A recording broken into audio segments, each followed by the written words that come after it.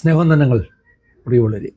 പാഠഭേദത്തിൻ്റെ ഒരു പുതിയ പാഠത്തിലേക്ക് എല്ലാ മാന്യപ്രേക്ഷകരെയും സ്വാഗതം ചെയ്യുകയാണ്. ഇന്ത്യയുടെ പല സ്റ്റേറ്റുകളിൽ മതപരിവർത്തന നിരോധന നിയമങ്ങൾ നിലവിലുണ്ട്.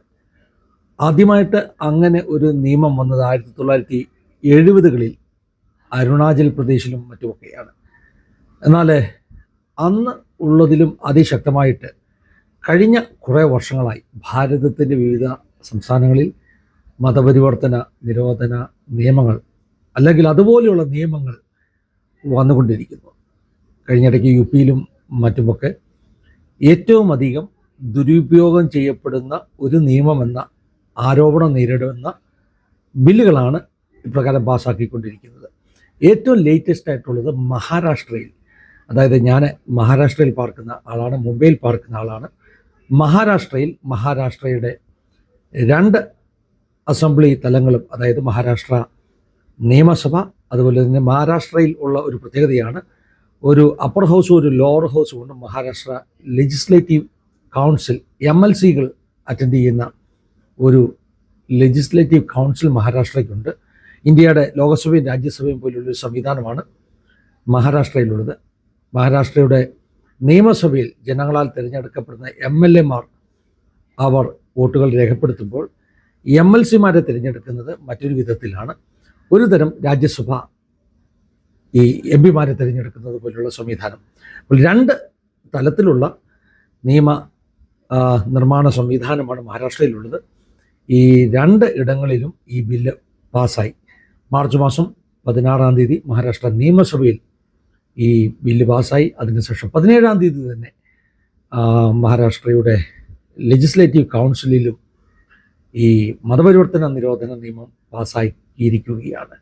ധർമ്മ സ്വതന്ത്ര അധിനിയം 2026 എന്നാണ് ഈ നിയമത്തിന് പേര് കൊടുത്തിരിക്കുന്നത്. ഈ നിയമത്തിലെ വ്യവസ്ഥകളൊക്കെ മറ്റ് സംസ്ഥാനങ്ങളിലെ വ്യവസ്ഥകൾ പോലെ ഒക്കെ തന്നെയാണ്. നിർബന്ധിച്ച് അല്ലെങ്കിൽ പ്രലോഭനങ്ങൾ നൽകി നടത്തുന്ന മത പരിവർത്തനങ്ങൾ കുറ്റകരമാണ്. അങ്ങനെയുള്ളവരെ ശിക്ഷിക്കുവാൻ ഇടയായിത്തീരും. വിവിധ തരത്തിലുള്ള ശിക്ഷകളാണ് പറയുന്നത്. 1 ലക്ഷം രൂപ പിഴവ് വരുന്ന തരത്തിലുള്ള ശിക്ഷയുണ്ട്. അതോടൊപ്പം തന്നെ മിനിമം 5 വർഷം തടവ്. അല്ലായെങ്കിൽ ഈ കൺവേർട്ട് ചെയ്യുന്നത് SC/ST ആയിട്ടുള്ള ആളുകളെയൊക്കെ ആണെങ്കിൽ അങ്ങനെയുള്ളവരെ കൺവേർട്ട് ചെയ്യുന്നത് കൊണ്ട് ശിക്ഷ കഠിനമാണ്. 7 വർഷം മുതൽ തടവ് ശിക്ഷ ലഭിക്കാൻ സാധ്യതയുണ്ട്. 10 വർഷം വരെയുള്ള ശിക്ഷയാണ് മാക്സിമം പറഞ്ഞിരിക്കുന്നത്. 10 ലക്ഷം വരെ പിഴ ചുമത്തുവാനുമുള്ള സാധ്യതയുണ്ട്. ആർക്കെങ്കിലും അങ്ങനെ മതപരിവർത്തനം നടത്തണമെന്നുണ്ടെങ്കിൽ 60 ദിവസം മുമ്പ് അധികൃതർക്ക് നോട്ടീസ് കൊടുക്കണം എന്ന് വ്യവസ്ഥ വച്ചിരിക്കുന്നു. അതുപോലെ തന്നെ ലവ് ജിഹാദ് പോലെയുള്ള സംഭവങ്ങളെ തടുക്കുവാൻ എന്ന പേരിൽ ഈ നിയമത്തിൽ വെച്ചിരിക്കുന്ന ഒരു വ്യവസ്ഥ, അങ്ങനെ വിവാഹം കഴിക്കാൻ വേണ്ടി ആരുടെയെങ്കിലും മതം മാറ്റിയതായിട്ട് തെളിയിക്കപ്പെട്ട് കഴിഞ്ഞാൽ ആ വിവാഹം നളിഫൈ ചെയ്യപ്പെടും. അത് വോയിഡാണ്, അത് സാധൂകരിക്കപ്പെടത്തില്ല.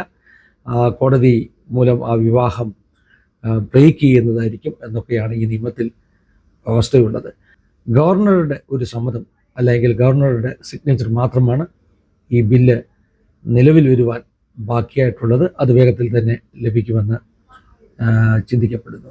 ഇവിടെ ഏറ്റവും പ്രധാനപ്പെട്ട ഒരു കാര്യം നമ്മൾ ശ്രദ്ധിക്കേണ്ടത്, ഈ ബില്ല് പാസ്സാക്കിയത് വലിയ എതിർപ്പുകളൊന്നും കൂടാതെയാണ്.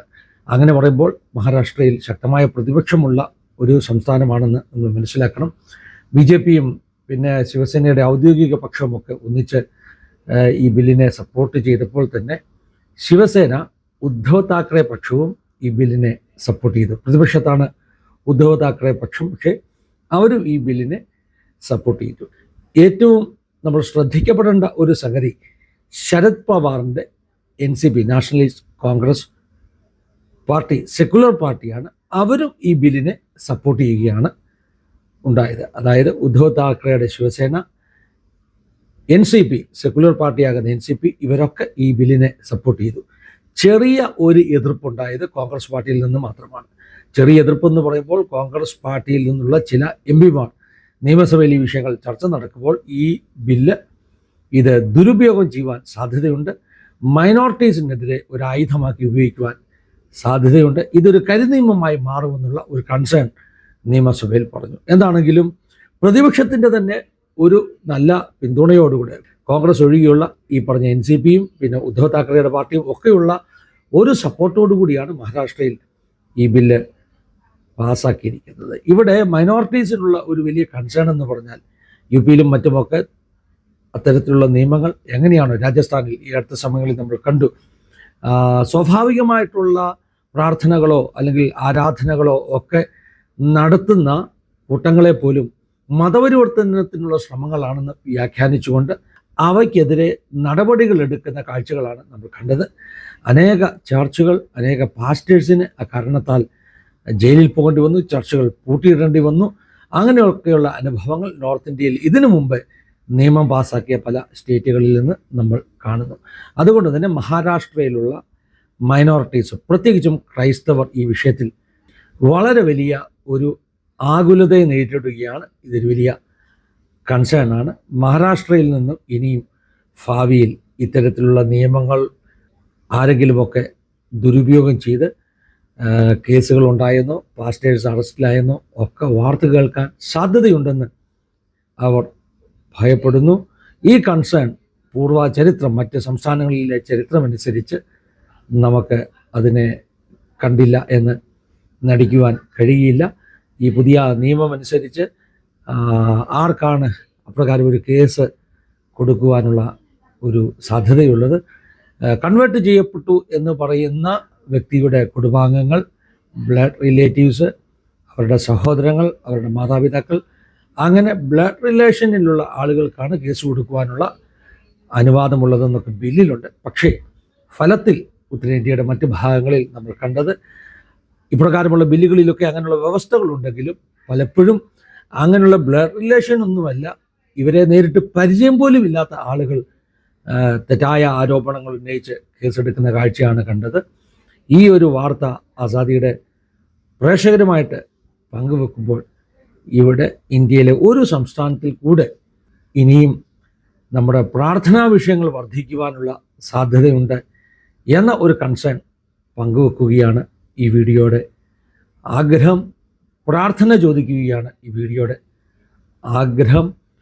ഒരു ഭാഗത്ത് ഒരു അന്ത്യകാല ഉണർവിന് വേണ്ടി സഭ മുഴുവൻ കാത്തിരിക്കുമ്പോൾ, അങ്ങനെ ഒരു പ്രതീക്ഷയോടുകൂടെ കാത്തിരിക്കുമ്പോൾ, അതോടൊപ്പം നമ്മൾ കേൾക്കുന്ന ഇത്തരത്തിലുള്ള വാർത്തകൾ, പെർസിക്യൂഷനെക്കുറിച്ച് ഇന്ത്യ മുഴുവൻ കേൾക്കുന്ന വാർത്തകൾ, അത് വലിയ ചോദ്യങ്ങൾ എല്ലാവരുടെയും മനസ്സിൽ ഉളവാക്കുന്നു.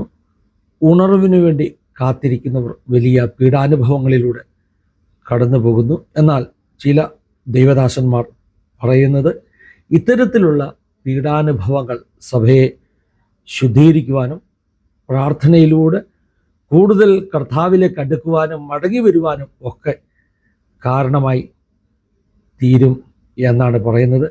എന്താണെങ്കിലും UPക്കാരുടെയും രാജസ്ഥാൻകാരുടെയും ഛത്തീസ്ഗഡുകാരുടെയും ഒക്കെ ഊഴം കഴിഞ്ഞിട്ട്, ഒറീസക്കാരുടെയൊക്കെ ഊഴം കഴിഞ്ഞിട്ട് ഇനിയും മഹാരാഷ്ട്രക്കാരുടെ ഊഴമാണോ എന്ന ചോദ്യം അവശേഷിക്കുന്നു.